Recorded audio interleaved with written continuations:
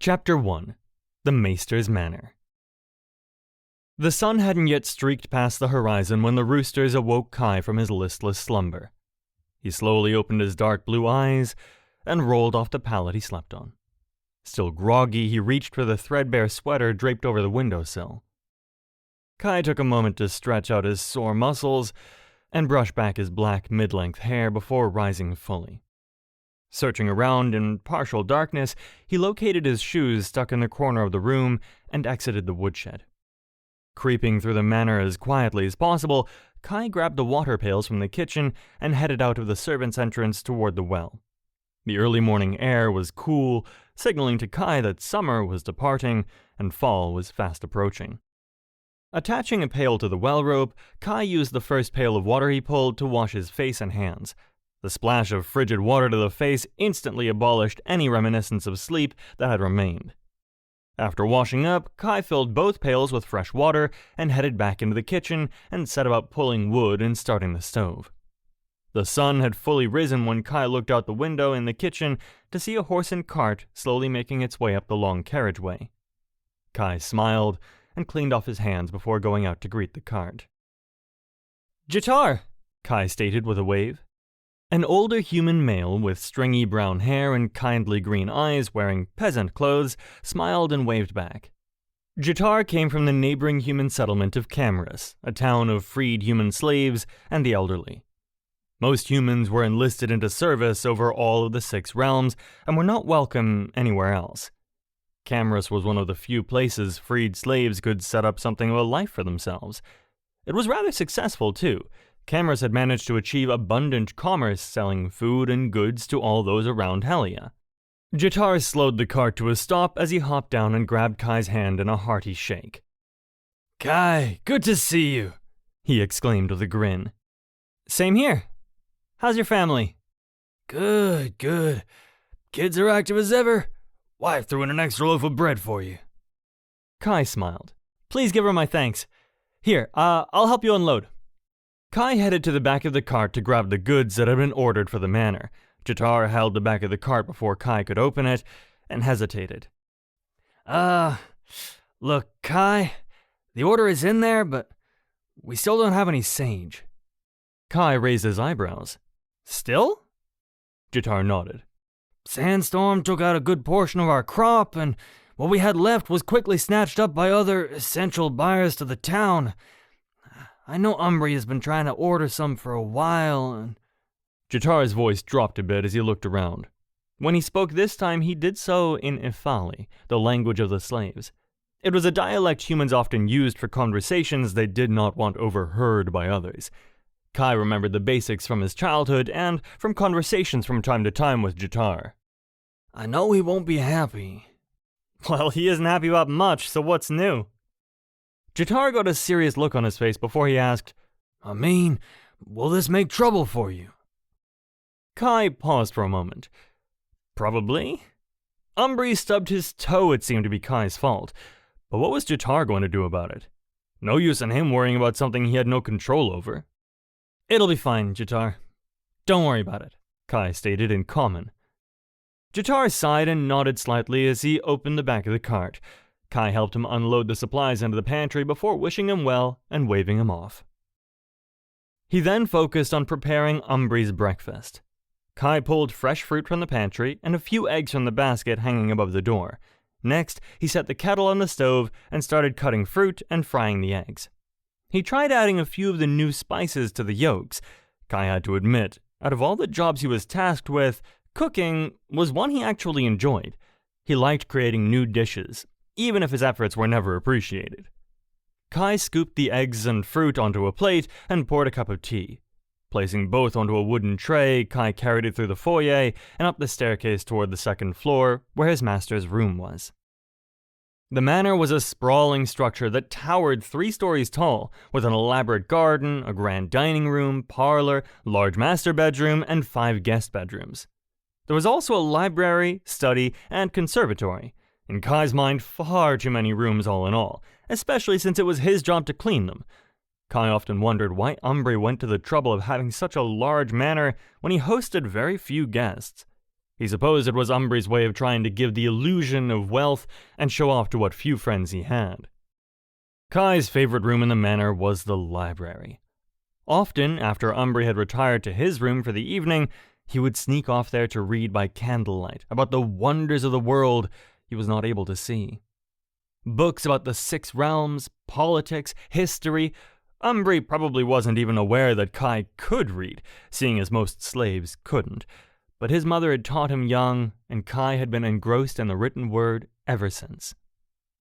The books in the library were all non-fiction, though, as Umbri didn't seem to enjoy flights of fancy or fun in any form. None of the books within the library contained anything on magic, either. Umbri was sure to keep all those books stored away in his private study. The study was hidden behind a false wall, off the library, behind a painting of a gray-scaled dragon breathing fire. By holding a candle's flame against the dragon's fire in the painting, the false wall would instantly slide to the right and allow access to the study behind it. Umbri thought no one was aware of this trick, but Kai had seen Umbri perform the task on a number of occasions from the hallway while he was dusting. Besides spellbooks, Kai wasn't aware of what else Umbri kept in his study for safekeeping.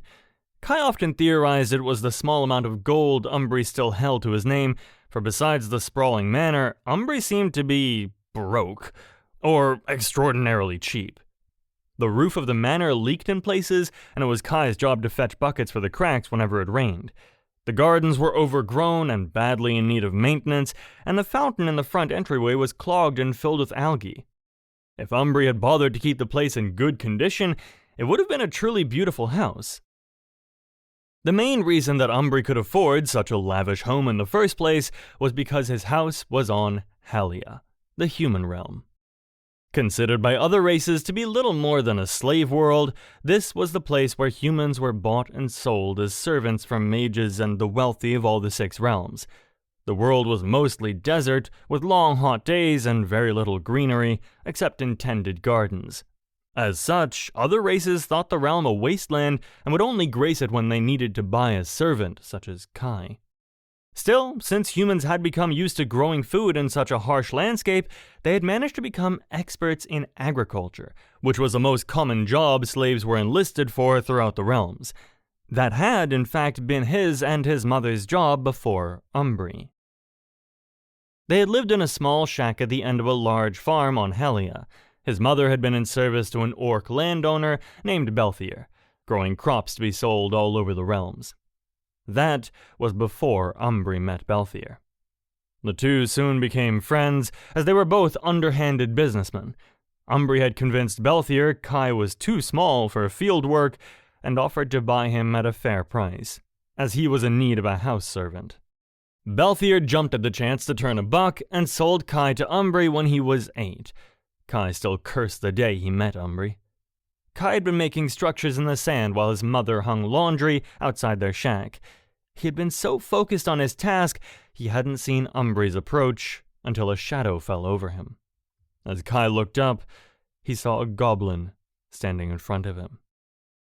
Even though Umbri was a good foot shorter than Kai now, he remembered him looking so tall staring down at him, almost like a giant. Umbri didn't so much as utter a hello. He simply sneered at Kai and grabbed him by the arm, dragging him off to a carriage without a single explanation. Kai was screaming and reaching back with all his might for his mother, who was being held back by Belthier. He remembered her tears, pleading and shouting after Kai until the carriage drove out of sight. The sounds of her cries still echoed in his ears. When Kai first came to the manor, he tried everything he could think of to escape and get back to his mother. But every time he thought he'd gotten away, Umbri would appear out of nowhere, like he was all-seeing. He would drag him back to the manor and lock him up or give him a lashing for his efforts. This continued for years. Things changed when Kai turned 13. Belthier came over for dinner one night. While handing Kai his cloak in the entryway, he casually mentioned to him that his mother had died from an illness. Then he continued inside to greet Umbri as calmly as if he had remarked on the weather. Kai stood in shock in the entryway. holding Belthier's cloak for a long time. His breath choking him as it stilled in his throat, his eyes wide in disbelief. He felt the world slowly crumble around him, along with all hope he had left. The realization gradually dawned on him that he had no one to go back to anymore. He was alone now. He stopped trying to escape for a long time after that. Upon reaching the second floor, Kai entered through the large double doors at the end of the hall. As soon as he stepped inside the master bedroom, he carefully set the tray of food down on the armoire close to the door. Walking over to the window, Kai pulled back the huge dark blue drapes to allow the morning sun to stream into the room. His master sat on the floor in a meditative trance that replenished his energy and refreshed his mind. Humans were the only creatures that actually slept each and every night. The elder goblin cursed at being disturbed by the sudden flash of bright light as he became aware of Kai entering the room. "Good morning, Lord Umbri," Kai said as he picked up the tray of food off the armoire and placed it on the floor in front of his master. Umbri leaned over the tray and inspected his morning meal. Kai went about the room, picking up stray clothes as Umbri stared at his breakfast. "What the hell is this, boy?" Umbri hissed, regarding the plate with disgust. "Eggs and fruit, my lord," Kai replied as he laid his master's robes on a high-backed chair in the corner of the room. Umbri snorted. "Tastes like shit. You still can't prepare a decent meal." Despite Umbri's complaints, he started eating the food and drinking the tea Kai had prepared. "Apologies, my lord. I can fix you something else if you would prefer." Umbri sneered as he dug into another piece of fruit. "What use would that be? The next meal you prepare would be just as abysmal. I swear, you are a useless human. It is only by my good graces you're allowed to continue existing." Kai continued his morning routine, not even breaking stride. This was nothing he hadn't heard before. Umbri's favorite name for him was useless, favorite compliment, an insult. And Kai honestly couldn't recall anything he'd done which had ever pleased his master. If Umbri was dissatisfied with Kai's service, Kai was far more unhappy with the arrangement. He slept on a pallet with a blanket as thin as a sheet. He ate scraps and worked from dawn till dusk. But that was his place in the world, for he was human. The lowest creature on the magical totem pole, with short lives and weak bodies, not worthy of learning the magical arts, not worthy of much of anything really. Humans were seen as nothing more than a resource to the more powerful, beings that existed only to do their bidding. And that resource was sent via portals to all the 6 realms where their services were required. They were tasked with the jobs that those higher in society thought beneath them, farming, cleaning, building, and such. Kai had read in Umbri's library that over the centuries, humans had tried to fight back against their station more than once, only for any rebellion to be squashed by the mages and the rich and powerful as quickly as it had begun. There were a few places where humans could find some measure of freedom, like Camarus, for slaves freed from their service or unable to work. It was Kai's hope to end up in such a place one day, maybe after Umbri died, a hopefully miserable death. Kai placed Umbri's slippers at his feet and took the tray as he finished scraping the breakfast plate of its contents. Umbri drained the last bit of tea and handed the cup to Kai. The goblin then slowly stood up as Kai helped put on his slippers and slid on his robe. Umbri shuffled to the armoire, looking at himself in the small tabletop mirror. He observed his deep green complexion and silver-colored eyes in the looking glass, searching for any new wrinkles before attending to his bright white hair. Along with being a spiteful old bastard, Kai also knew Umbri to be incredibly vain, taking great pride in his appearance. He was also particularly sensitive about his age, overly anxious for any new wrinkle or crease that might appear in his already leathered skin. Kai had never heard Umbri's age, nor did he care enough to ask, but from what he knew of goblins, he was guessing his master was somewhere around 500 years old. A long life for a goblin, certainly longer than any human would ever have, but clearly too short a time in Umbri's eyes.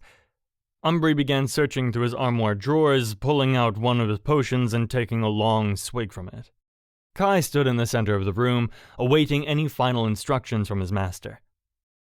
Umbri started digging through his drawers for some trinket or other, completely oblivious to the fact Kai was still standing there. "Is there anything else you will be requiring, my lord?" Umbri grunted dismissively and shooed Kai away. Kai gave a slight bow and was leaving the room when Umbri replied, "Oh, some guests will be joining me for dinner tonight. You will make sure appetizing food is served." Kai replied with a, "Yes, my lord," as he closed the door behind him. But inwardly, he was swearing. Umbri had entertained guests at the manor before. The event usually consisted of Kai spending the entire day cooking and the entire night cleaning up the drunken havoc that they wrought. The rest of the day was spent weaving in and out of rooms, setting placemats, and sweeping the floors here and there. Kai pulled the fine dinnerware down from the buffet cabinet and put out the best brandy in the parlor. He had decided, since Umbri requested edible food, he would make a hen with roasted chestnuts. Kai took an axe out to the chicken pen and slaughtered the fattest hen he could find. It was always a task he hated. No matter how old he got, he didn't enjoy killing things. The first time Umbri had made him kill a chicken, he had been 8. He had cried through the entire process. Granted, he was used to it now, but Kai still found himself muttering an apology to the animal before he did the deed. Carrying the bird inside, he set to plucking it, removing the giblets, and buttering it. Deciding that Umbri would undoubtedly be drinking tonight, Kai decided it was best to collect a few bottles of wine from the cellar. Kai lit a small candle from a table in the entryway and grabbed a basket from the kitchen. He passed through the main hall into the kitchen and took the stairs into the butler's pantry to the basement. 6 cedar rows of expensive wines that Umbri most likely couldn't afford filled the length of the damp and dreary cellar. Kai skimmed along the bottles until he found suitable vintages that he thought Umbri wouldn't complain about.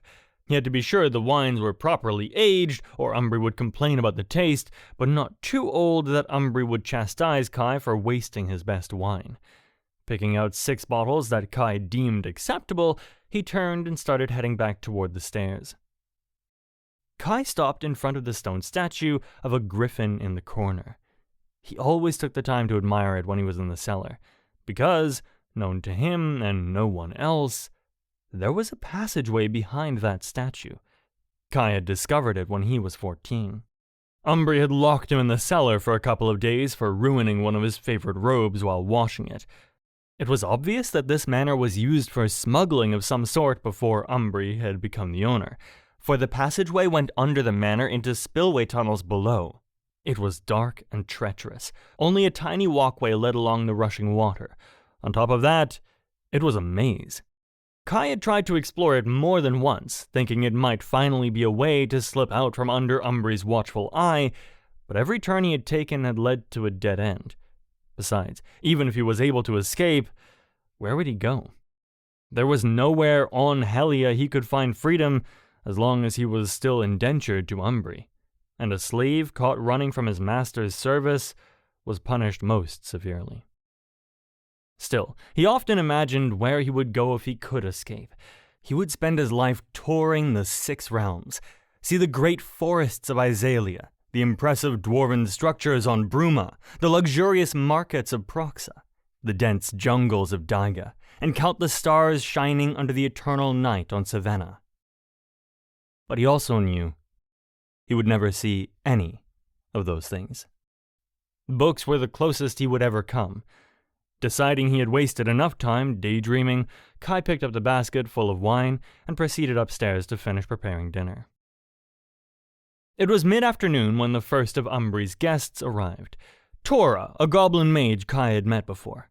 Once an acolyte of the Magi High Council, he had long since put the days of duty and honor behind him, considering it to be more profitable to invest in shady dealings and practices. He was, by far, Umbri's most consistent partner in crime, with less of a conscience and more of a temper. As soon as Tora appeared in the manor courtyard, Kai gave a slight bow to him, an action that made his skin crawl, and held out an arm to collect Tora's cloak. Tora didn't even acknowledge Kai's presence, shrugging off the cloak and walking over to give Umbri a hug. "It has been far too long," Tora announced. "Or not nearly long enough," Kai mumbled, taking the cloak inside to deposit it in the hall closet. The next guest to arrive was Balthier, much to Kai's distaste, but not surprise. He was also a frequent dinner guest at the manor. Balthier greeted the two with the same enthusiasm Tora had shown and dropped his cloak for Kai to catch, which he barely managed to do before it hit the ground. "So, has the honored guest arrived yet?" Balthier inquired of Tora and Umbri. Not yet, Umbri responded. but I'm assured he will be arriving this evening. We will make sure he is greeted with the utmost enthusiasm. Kai continued inside to deposit Balthier's cloak. He wasn't sure who the final guest was supposed to be. Kai had expected only Tora and Balthier for dinner, but considering Umbri had referred to the final mystery guest as honored, surely he would be just as intolerable as the other three. Kai had already served before dinner drinks and appetizers to the guests as they sat in the parlor. He then went outside to grab a few fresh apples, since Umbri loudly demanded, "A fresh fruit platter!" and insisted that any idiot would have known to prepare one.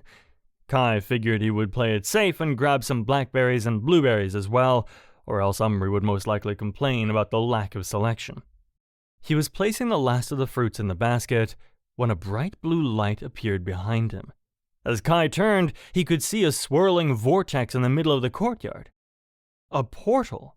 He had heard Umbri speak of them before. Rather than simply teleporting, portals were used by mages to cross great distances, mostly in between realms. That meant the final dinner guest must not be from Hellia. The swirling light began dying down, and at the final flicker before it disappeared entirely, a figure emerged from within. Kai was surprised to see an elf standing before him. He was dressed in deep green robes and had his long brown hair tied back. His eyes were a chestnut color, and he had a lean but tall stature. Kai would have guessed him around 30 if he were human, but considering elves lived exceptionally long lives, who knew what his true age was? Elves were not common around Hellia, and this was the first one Kai had ever seen. The elf slowly looked around, his sharp features furrowed as he observed his surroundings. His gaze then fell on Kai, when he finally noticed him standing off to the right, staring at him in surprise. Kai quickly snapped out of his daze and bowed to the elf. "Good evening, my lord." The elf opened his mouth to respond, when the front door suddenly burst open. Lord Arden, we've been awaiting your arrival. These are my guests for dinner this evening, Tora and Balthier. Both of Umbri's cohorts bowed slightly as their names were mentioned. The elf eyed them cautiously. "Please, come inside," Umbri continued with the widest smile he could manage. The unnatural contortion of his mouth gave away that smiling was not second nature to him. "We have prepared a lovely glazed hen with roast chestnuts." We? Who was we? Kai thought while glaring at Umbri. "And currently we're partaking in pre-dinner drinks and appetizers in the park." Not looking to be wined and dined by you, Umbri. This isn't a date, Arden proclaimed. The silence was deafening. Kai was shooting glances between Arden and Umbri. To his utter delight, Umbri seemed to be a cross between baffled and blatantly pissed. "Well, no, of course not," Umbri continued through partially clenched teeth. "But surely you wouldn't deny me the chance to entertain a fellow comrade." I wasn't aware you considered us comrades. It is certainly a kinder term than I would have chosen. Kai coughed slightly to try and cover a laugh that threatened to escape his throat. He noticed a particular vein throbbing on Umbri's forehead. Kai had not seen him this furious since he had accidentally knocked an ember out of the fireplace while stoking it and caught the hall rug ablaze. "I'm certain dinner to discuss current affairs is not an outlandish request. Wouldn't you agree?" Umbri asked in a rather sharp tone. Arden seemed conflicted. as though he had much more he wished to say to Umbri, but finally, he seemed to relent. If you're that eager to hear council affairs, I can speak briefly to the matter. Umbri bowed slightly as he uttered, "It would be an honor to host you for dinner, Lord Arden." Arden barely inclined his head in Umbri's direction and strode past Tora and Balthier as though they weren't even there. Umbri glared after him as he walked into the manor. He then turned his frustration toward Kai. "Boy, what are you doing just standing there? Get inside now." Not a problem, Kai thought as he hurried past Umbri. If this show was a prelude to dinner, he wouldn't miss it for the world. You could practically cut the tension in the air with a knife. Arden sat in the farthest corner of the parlor, away from Umbri, Tora, and Balthier, eating blackberries out of the fruit plate Kai had placed out. Umbri had a fixed smile plastered on his face, but his eyes told another story altogether. Kai was the first to break the silence as he approached Arden carrying a drink tray. "Can I get you a drink, my lord?" Arden turned to meet Kai's gaze. It was honestly the first time since his arrival Arden didn't look irritated. "No thanks, kid," he replied, pulling a silver flask from his robes. "I brought my own." Kai nodded in response and moved over to refill Balthier's drink. "Well, Maister Arden," Tora spoke apprehensively, "to what do we owe the honor of this visit?" "I was sent on official business by the council. I'm sure Umbri knows why. If he didn't feel the need to share that with you, I see no reason to argue with his judgment." Now it was Tora who looked irked, as he quickly chugged the contents of his glass to keep his words in check. Kai went over to refill the glass when Umbri snapped his attention toward him. "When is dinner, boy?" Kai finished pouring Tora's drink before turning to Umbri. "The hen was done some time ago. I just basted it and was about to go check on it." Umbri pointed a finger toward the door and sneered. "Then go check on it." Kai set the brandy down on the bar and bowed his head slightly to Umbri before exiting the room. Arden eyed the exchange through a piercing gaze. He landed on Umbri with a disapproving expression as soon as Kai left, one which Umbri seemed entirely unfazed by. "What news of the council these days?" Balthier chimed in. "Answering calls of the Six Realms, maintaining order, keeping the peace, things of that nature. Are you digging for any specifics or just shooting the shit?" "How is Valor doing?" Umbri replied.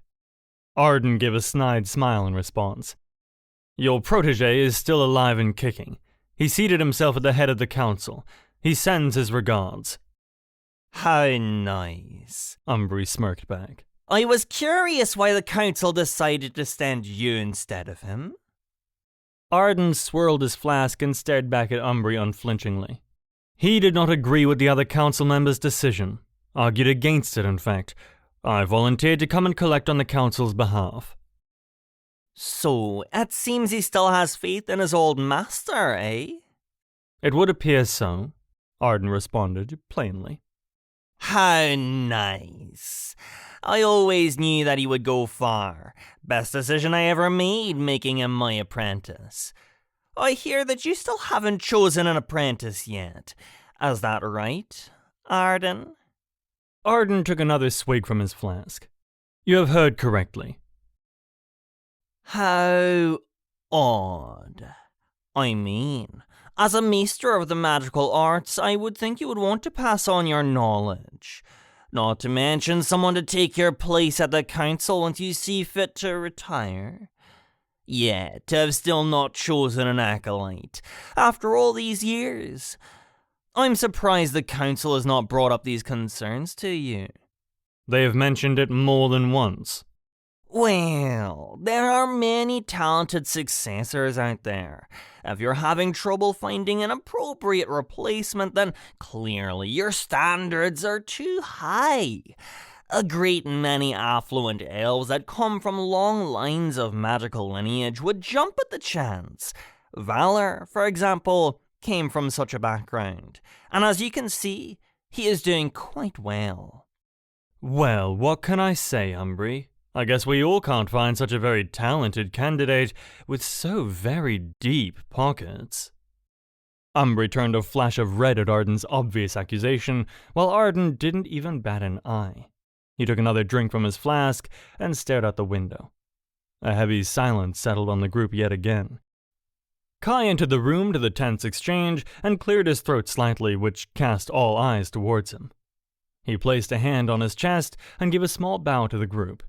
"Apologies for interrupting, my lords, but dinner is served." Kai was standing in the corner of the dining room, holding a bottle of wine and observing the dinner guests digging into the main course. He had laid out a fresh salad, a fresh loaf of bread, buttered corn, roasted red potatoes, yams browned in honey, along with glazed hen with roast chestnuts. Umbri snorted slightly as he started scooping a second helping of the hen. This meal is barely passable, boy. It's dry and tasteless. I thought I told you to prepare a decent meal. Kai concealed an eye roll as he bowed slightly to Umbri. "Apologies, my lord." "I didn't know goblins had such discerning tastes, Umbri," Arden interjected while scooping up more red potatoes. "Your kind always struck me as the gnaw on it raw type." Umbri shot daggers to Arden as Kai turned toward the buffet table to hide a smile. Umbri quickly chugged his glass of wine, then snapped his fingers to Kai to refill it. Balthier cleared his throat and tried once again to engage Arden in conversation. After dinner, I would hope you would join us for a round of cards in the parlor, Lord Arden. Arden took another sip from his flask. "I will be departing after dinner, after I collect a specific item from Umbri's care, that is." Umbri once again plastered on his widest, accommodating grin. Oh no, Maister Arden. The sun is almost set. It would be ill-mannered to cast you off in the middle of the night. "Since when are you so concerned with manners, Umbri?" Umbri's smile didn't waver as he disregarded Arden's statement. Please, enjoy accommodations here for the evening. We can send you off at first light with the article you've come for. Let it not be said I was inhospitable to a mage of the High Council." Kai was as equally baffled by the situation as Arden appeared to be. It was blatantly clear Arden and Umbri could not stand each other. Yet despite butting heads, Umbri seemed damned and determined to keep Arden at the manor since the moment of his arrival. Kai decided it must be Umbri's way of gaining more favor within the council. He was trying his best to make a good impression on Arden, in hopes of gaining Arden as his ally. But to what end? Kai wasn't sure. "Well, seeing as you're unwilling to hand over the item I have come for until tomorrow, I see that I don't have much of a choice other than to take you up on your gracious offer. But I will depart at first light with the item I came for."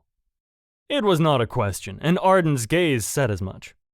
Umbri held two fingers up and whispered, "Boyd fella." His fingers began to glow as he drew a sigil and light across his heart. He then smiled at Arden. "You have my word, on pain of death," Umbri promised as the sigil of light slowly faded. "Well, that's good to know. Either way, I'll have something to look forward to come sunrise." Umbri's face fell as Arden stood up from his seat. "Excuse me, gentlemen. I believe I am in need of some air." Arden turned and left the dining room without so much as a glance back. Kai couldn't help but feel if Umbri was trying to gain favor with Arden, he had miles and miles to go.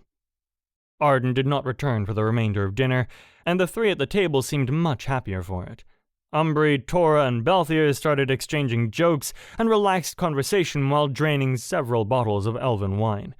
There was a direct correlation, Kai noticed, between how much they drank and how loud they got.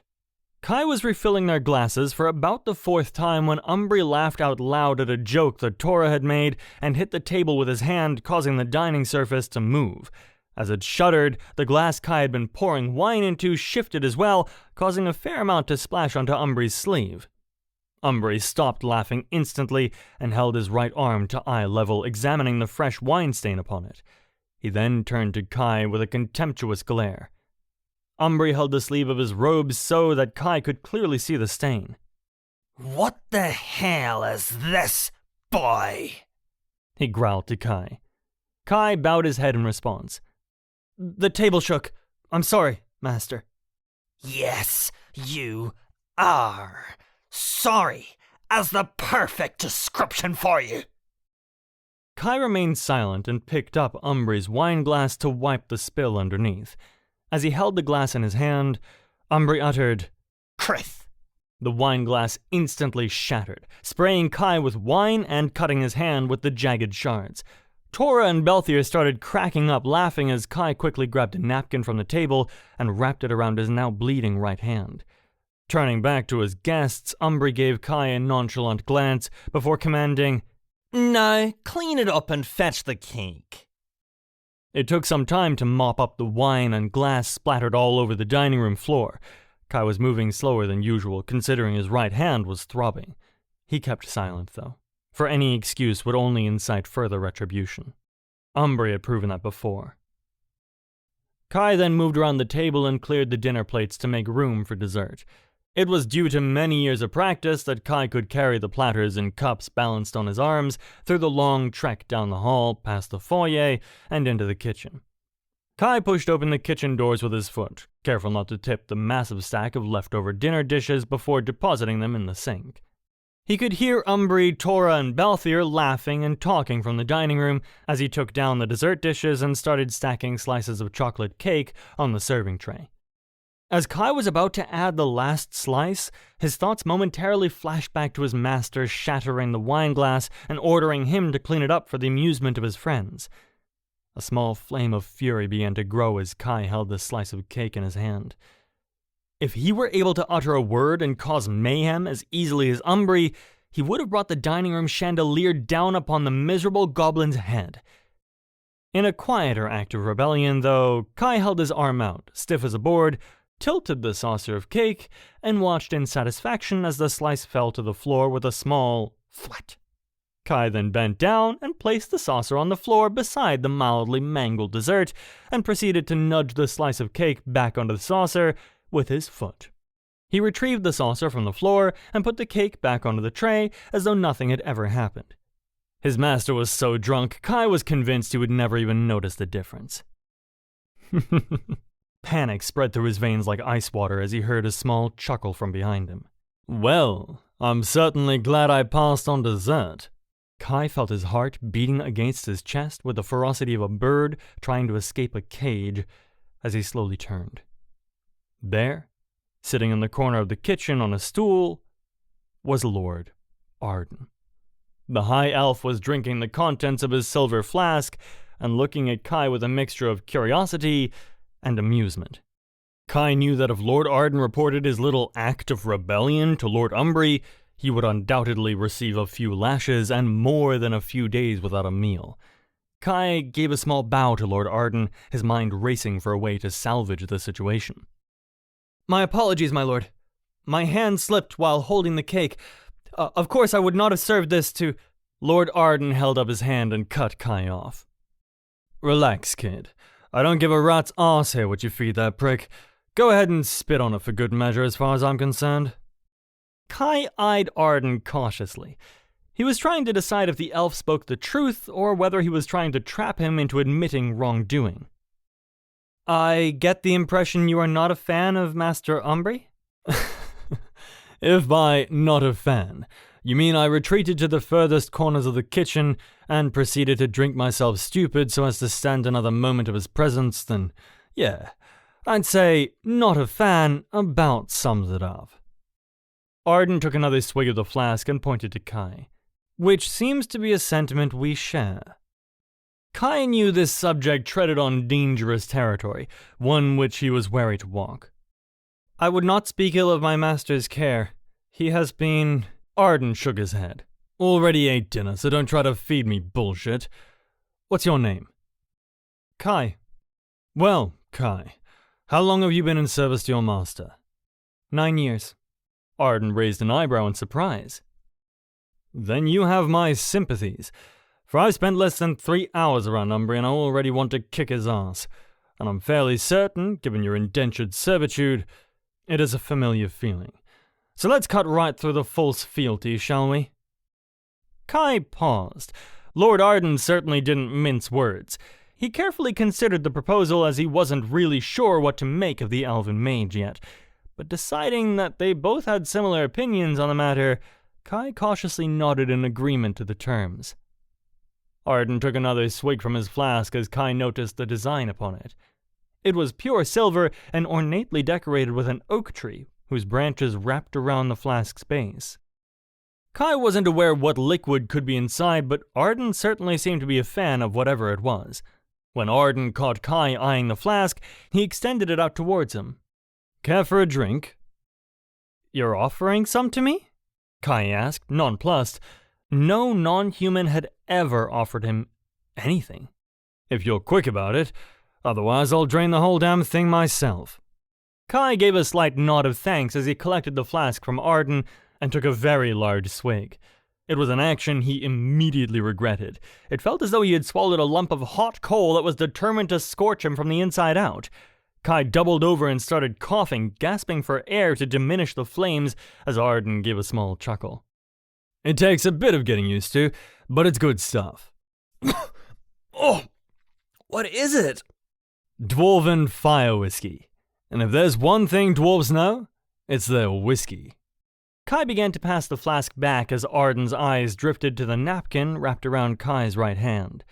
His expression switched from cavalier to serious in a second as he inquired, "What happened there?" Kai merely shrugged in response. "Careless with the kitchen knives." It wasn't as though Kai was trying to cover for Umbri, far from it, but he also didn't much feel like relaying the truth of the injury to someone he had just met. What would it solve even if he did?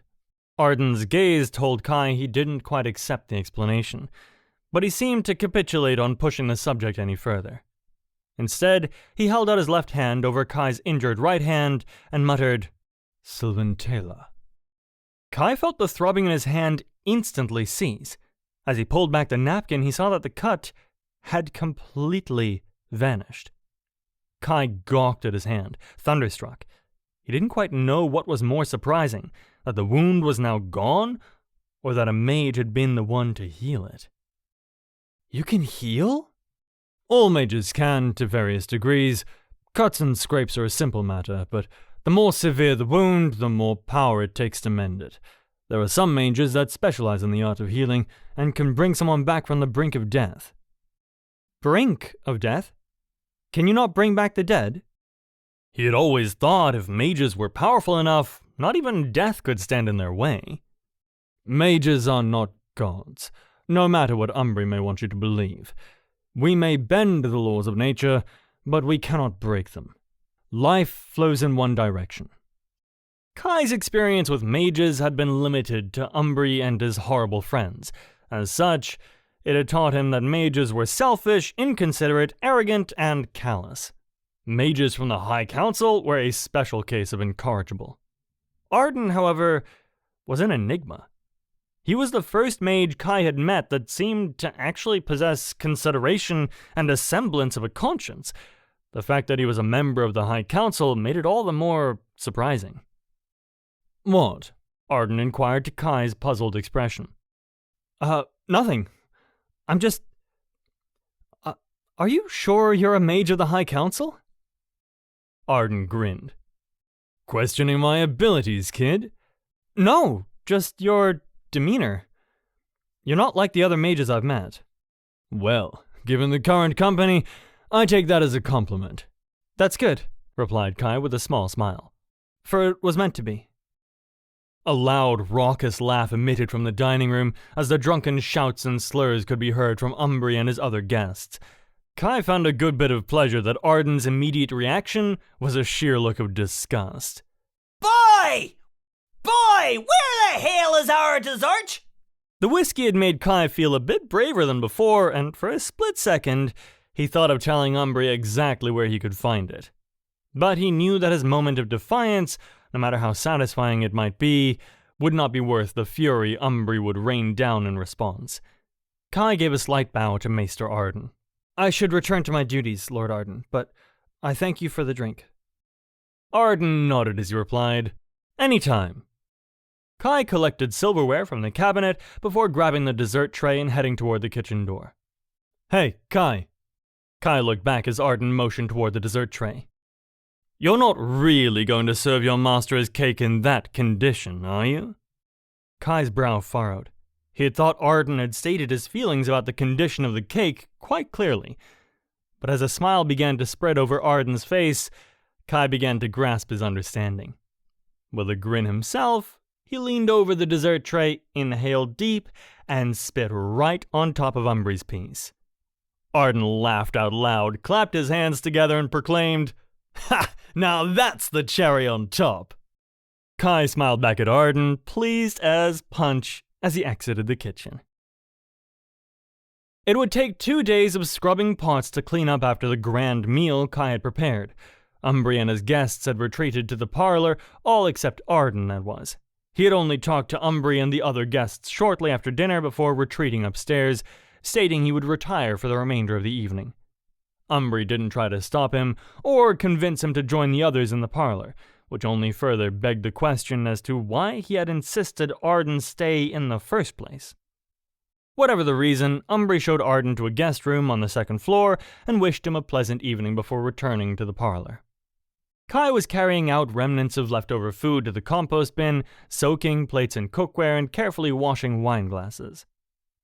Kai noticed that only 2 bottles of elven wine had remained untouched from the 6 that he had carried up from the wine cellar, and for how intolerable the food supposedly was, there were basically no leftovers in sight. He had been hoping some of the hen would be left for him to eat, but sadly, only the bones remained. Kai would have made extra for himself if Umbri didn't keep such a stranglehold on ordering supplies from the manor. He was quite thankful for the extra loaf of bread Jatar had brought. He tore off a piece and ate it while completing his chores. Kai was seated at the small dining table in the kitchen, cleaning the silver piece by piece. He wasn't sure if it was the monotony of the task, the busyness of the day, or the result of the fire whiskey, but he found it difficult to keep his eyes open. It was a fight Kai eventually lost, as he laid his head down on the table for just a moment. The sound of the hall clock chiming midnight awoke Kai from his slumber. Looking around, he realized he had fallen asleep halfway through his cleanup duties. Considering that Umbri never set foot in the kitchen, Kai decided he would finish collecting the dinnerware from the dining room and complete his cleaning in the morning. Umbri would never know the difference. Kai rubbed his eyes wearily as he made his way back down the hall to the dining room.